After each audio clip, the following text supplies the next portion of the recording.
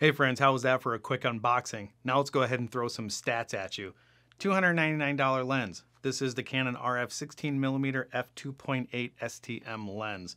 Going from the back of the lens to the front of the lens. Again, RF mount. This is going to work on all of your R series cameras. Weight-wise, with all the caps, we're looking at 194 grams with all the caps on. Caps off, we're looking at 160. When we throw this onto the R6, we're coming in at right around 850 grams. So a fairly lightweight system overall. We're looking at a minimum focusing distance of 0.13 meters or 0.43 feet out to infinity. On the lens itself, we have one switch, unfortunately $299. This is not image stabilized or weather sealed, but the switch does control the ring in two different ways.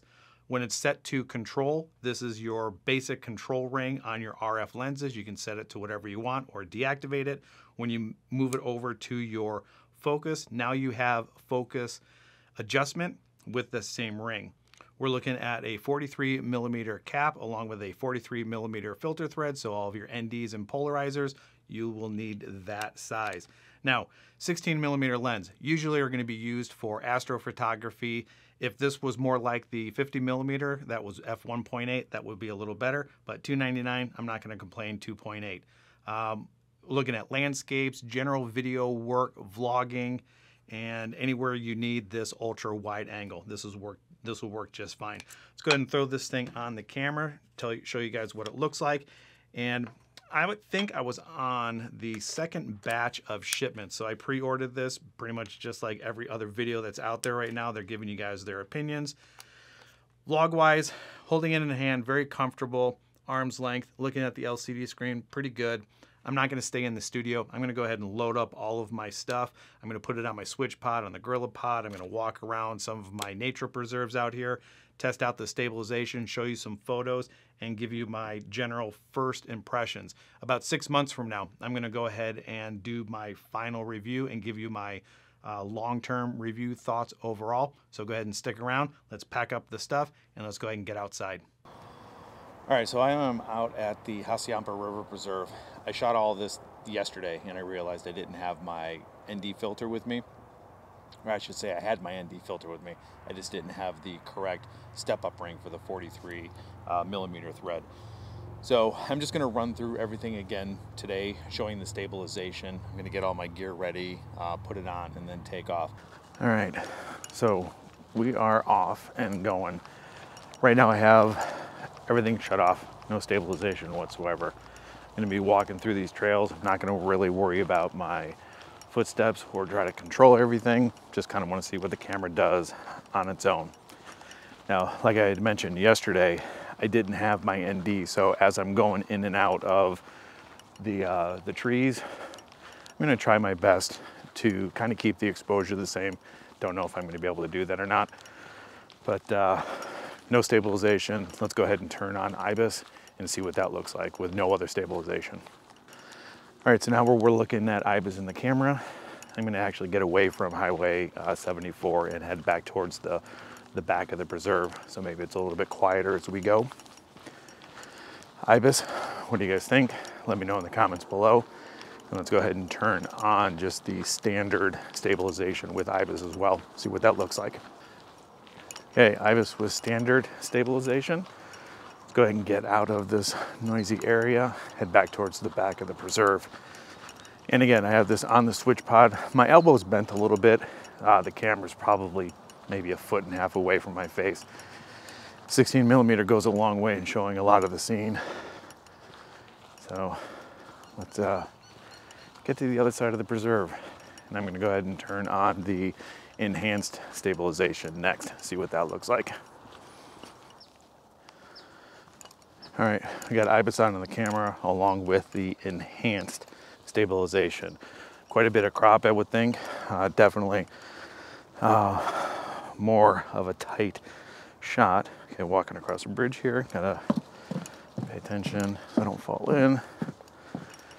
And I think that's pretty much it. All right, so we are now back to no stabilization, and let me go ahead and give you my final thoughts on this part of it, I guess. Stabilization is fine. The crop that we have with the IBIS and or the enhanced, I don't think that's very much of a problem at all. Photos, on the other hand, when I get back to the studio, I'll talk a little bit more about this, but very briefly, I don't really necessarily think, wow, bright sun. I don't really necessarily think that the 16 millimeter is going to pair up well with the R5 and the R6, just because of the vignetting. I do believe that this would be a good pairing for the R7 when it comes out. The effective focal length, I think it's going to be about 25. And when you're cropping in on the photos at 16 millimeter already, I think you're probably pretty close to around the 25 millimeter mark anyway. So I think that's kind of where this lens is going to shine once the R7 comes out. So yeah, let's get back to the studio. Let's go ahead and throw some photos up there just of fences and a lake. It's not going to win any landscape photography contest. So yeah, let's go ahead and get back into the studio and wrap this video up. All right, everybody, I am back. I am sitting in front of my computer with Lightroom on. I'm going to go ahead and cycle through some of these photos, talk a little bit about the vignetting, run through the f-stops on showing you where the vignette kind of disappears, talk about the distortion, minimum focusing distance, and then I'll give you my last impression of, I guess, the first 2 days of the lens. So taking a look at Lightroom, I have this Monarch, I'm guessing it's a Monarch, and I'm testing the minimum focusing distance. Right now it doesn't really actually matter what the settings of the camera are, but 640, 1/8,000th of a second. It was really, really bright outside, and I was, really, really close. So the minimum focusing distance, 0.43 feet. I was trying to get down as close as I could and looking up, trying to find out where I'm at, and it really looked like the butterfly was probably pretty close to the lens. Very, very strong vignetting at f2.8, but zooming in on this, it looks like, it's fairly clean image. I don't know if I got the focus on the eye or not, but yeah, I think the sharpness is just fine. I don't know how much macro or close-up work you're going to do anyway, but again, f2.8, heavy, heavy, heavy vignetting. 2.8 took a picture of the sky, so you can kind of see the vignettes here as well. This just kind of shows the distortion of the pole. I'm at, f10, not much vignetting, if anything at all. The obligatory shot of the cactus of Phoenix, Arizona. A little bit of vignetting, f10, I'm guessing, maybe up in this top corner. Maybe there's, I don't know, maybe it's just my imagination, not really sure. Picture of a lake. Tilting the camera up or tilting the camera down causes distortion in a different way. So I believe I had this one tilted down, so the horizon is not really as bowed as the next shot would be. So you kind of see here we have the bowing of the horizon, as opposed to this one. It kind of dips down a little bit. So I guess that's pincushion distortion. I'm not sure of the terminology, but I'm at f10 there, f10 here. And then at Lake Pleasant again, I wanted to get a shot of some lines. And these are all raw images. These are unedited. Nothing has been done to these things at all, except just taking them off of the camera and onto here, or off the SD card and onto here. And again, this is the pincushion up here. You kind of see the curvature of the horizon and the curvature of the foreground. And then this is kind of what I wanted to focus in on. This is with the peripheral illumination turned on in the camera, and then I cycled through from f2.8 to f22, and then shut the peripheral illumination off on the camera and went through again from f22 up to 2.8. Try to keep the settings the same, ISO 125, but as we cycle through this, pay attention to the vignette on the sides and the f-stops as we go up. 2.8, 3.2, 3.5, 4, 4, 5, 5, 5, 6, 6, 3, 7, 1, 9, 10, 11. Vignette pretty much disappears here, and then all the way up to f22. And then we're going to start again, and then you'll start to see the vignette creep back in, and this is with the peripheral illumination turned off. And quite honest, these two photos, I just switched back and forth.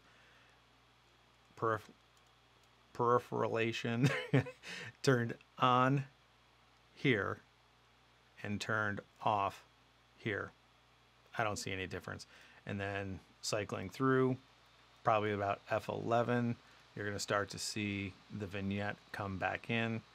So F11, now we're at 10, nope, 9, definitely coming back in, 8, 7, no, 7, 1, 6, 3. All right, so you guys get the point. Cycling back all the way up to 2.8, definitely heavy vignette coming back in. And then really quick, taking a look at the profiles just to show you. October 24th, looking at the profiles that are here, there isn't a Canon RF 16 millimeter on the profile. So I'm sure Lightroom will update this eventually, but until then we have to kind of live with the distortion. I don't know if anything is going to be able to happen with the vignette, but if you were to crop in to get rid of the vignette, we're looking at